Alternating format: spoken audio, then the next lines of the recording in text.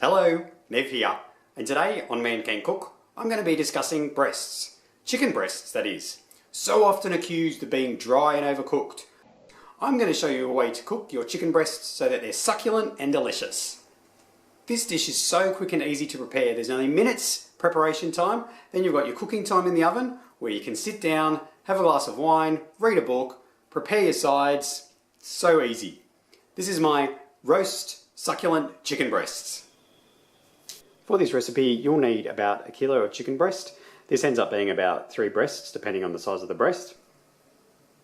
About 200 grams of bacon. I'm using the streaky bacon, there's a lot more fat in that. 30 to 40 grams of butter per breast, so this is about 120 grams, and I use salted butter, and I just cut it into strips. And enough extra virgin olive oil to cover the bottom of the roasting dish. Before you get the chicken ready, turn your oven on to 200 degrees Celsius. And then pour enough olive oil into the bottom of the roasting dish so that the bottom of the dish is totally covered in olive oil. And then add the chicken breasts to the roasting dish and turn them over so that they get coated in the olive oil.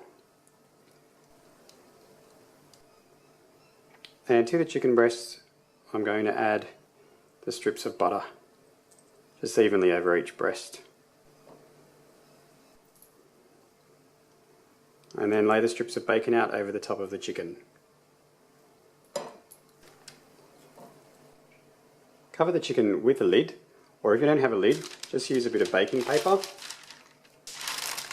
and then cover it with alfoil.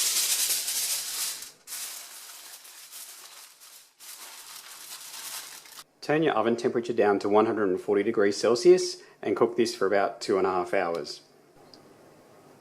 Every so often, say maybe every 20 minutes, take the chicken out of the oven and just give it a quick baste in the oil, just using a spoon or a baster before putting it back in. After cooking the chicken for about 2.5 hours on 140 degrees Celsius, remove the cover off the top of the chicken and turn the temperature up to 200 for about half an hour to crisp up the bacon. Once it's done, just take 2 spoons, being very careful not to splash the oil, and just start breaking up the chicken and the bacon and incorporating it into the oil and the butter that's in the dish. It should break apart quite easily.